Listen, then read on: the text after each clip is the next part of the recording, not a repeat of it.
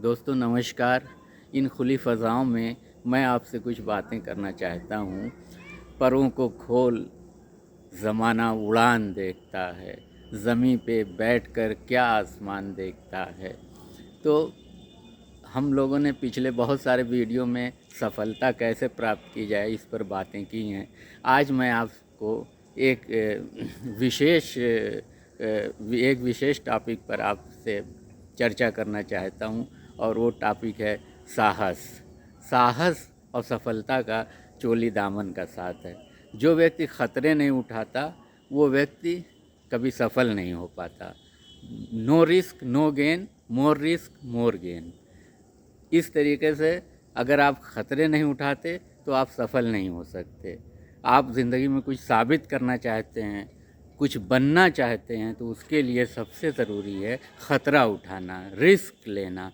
Risk taking बहुत ज़रूरी है। अगर आप रिस्क ही नहीं लेते हैं, अगर आप एक ही जगह बैठे हुए हैं, आपके अंदर डर समाया हुआ है कि मैं कहीं पैसा लगा दूंगा तो मेरी पूंजी डूब जाएगी, आपके अंदर ये डर समाया हुआ है कि अगर मैंने ये काम शुरू किया, अगर ये इसमें मैं सफल नहीं हुआ तो लोग मुझे क्या कहेंगे। तो किसी भी प्रकार का डर हो, दुनिया क्या कहेगी, मेरा पैसा डूब जाएगा, मेरा समय बर्बाद होगा। तो दोस्तों समय तो ऐसे भी बीता जा रहा है। दुनिया की कोई ताकत समय को अपनी मुट्ठी में कैद नहीं कर सकती है। समय बीता जा रहा है, चाहे आप 20 साल के हों, चाहे आप 30 साल के हों, चाहे आप 40 के हों, 50 के हों, समय तो बीता ही जा रहा है। तो इस बीतते हुए समय में हमें क्या करना चाहिए। हम जिस भी स्टेज पर हों, लेकिन चुनौतियां कभी समाप्त नहीं होती हैं। हम दो तरीके के लोग होते हैं, एक समाधान का हिस्सा होते हैं, एक समस्या का हिस्सा होते हैं। जो लोग सफल होते हैं वो समाधान का हिस्सा होते हैं, और जो लोग हार मान लेते हैं वो समस्या को पकड़ के बैठे रहते हैं। वो 20 तरीके की समस्याएं बताते रहेंगे, बहानेबाजियां करते रहेंगे, टाल मटोल करते रहेंगे। चलिए 6 महीने बाद देखते हैं क्या हो जाएगा। 6 महीना आप क्या करेंगे।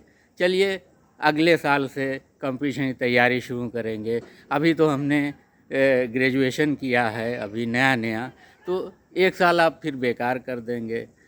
आप अरे हमारी दुकान ठीक चल रही है, ठीक ठाक दाल रोटी चल जा रही है, तो बस ठीक है, ठीक ठाक। अरे नौकरी मिल गई है, बस अब और क्या है। ऑफिस जा रहे हैं, स्कूल जा रहे हैं, वापस आ रहे हैं, बस आप एकदम से जहाँ हैं वहीं पर स्थिर हैं। लेकिन ईश्वर ने आपको स्थिर रहने के लिए दुनिया में नहीं भेजा है। एक बालक जो है नदी में नहाने गया और डूब रहा था। उधर से एक व्यक्ति गुज़र रहा था, उसने नदी में छलांग लगाई और उसको बचा लिया। तो जब वो व्यक्ति जाने लगा तो बालक ने कहा कि धन्यवाद। तो वो व्यक्ति मुड़ा और उसने कहा किस चीज़ के लिए। उसने कहा मेरा जीवन बचाने के लिए। तो उस व्यक्ति ने कहा कि बड़े होके ये सिद्ध करना कि तुम्हारा जीवन बचाने लायक था। तो आप नदी में तो कभी डूब नहीं रहे थे। मान लीजिए आपकी जान नहीं जा रही थी, आप तो सकुशल हैं, लेकिन फिर भी क्या आपने ये साबित किया कि आप क्या करना चाहते हैं। क्या आप अपना आत्मावलोकन किया कभी कि मैं क्या साबित करना चाहता हूँ, मैं किस लिए इस धरती पर आया हूँ। क्या मेरे अंदर कोई खूबियाँ नहीं हैं। क्या मैं ऐसे ही पड़ा रहूँगा, क्या मैं ऐसे ही हार मान लूँगा। तो हार इसीलिए हम मान लेते हैं, इसीलिए हम अपनी स्थिति में कुंडली मार कर बैठे रहते हैं कि हम खतरा नहीं लेना चाहते। एक शब्द है, एक जगह है जहाँ से लोग निकलना ही नहीं चाहते हैं, उसी जगह पे उन्हें सबसे अच्छा लगता है। और वो जगह है कि कंफर्ट जोन आपका, जहाँ पे आप आराम से बैठे हुए हैं। कंफर्ट जोन से कोई आपको ना निकाले। लेकिन मैं आपको बता दूं कि जितना आप आराम करते हैं, जितना आप खाली बैठे रहते हैं, उतना ही आपके अंदर तमाम तरीके के नकारात्मक विचार आते रहते हैं। एक बार आप नकारात्मक विचारों को शुरू करते हैं और फिर उसी से आपको तनाव, उसी से आपको डिप्रेशन होता है। तो लोग कहते हैं कि तनाव को कैसे दूर किया जाए, प्रेशर को कैसे मैं हैंडल किया जाए, डिप्रेशन में आ गए हैं, फलां व्यक्ति डिप्रेशन में आ गया है, वो डिप्रेशन में आ गए, ये डिप्रेशन में आ गए हैं, ये एकदम निगेटिव हो गए हैं। तो इसके लिए यही ज़रूरी है कि समय निकला जाता है और आप बैठे रहते हैं हाथ पे हाथ धरे हुए, तमाम तरीके की बहानेबाजियाँ करते रहते हैं। अरे इस काम को मैं कैसे कर सकता हूँ भाई, ये तो बहुत बड़े बड़े लोग करते हैं। अरे ये काम ये मेरे बस का नहीं है। अरे इसमें तो बहुत मेहनत की ज़रूरत है। अरे इसमें तो बहुत प्रतिभा की ज़रूरत है।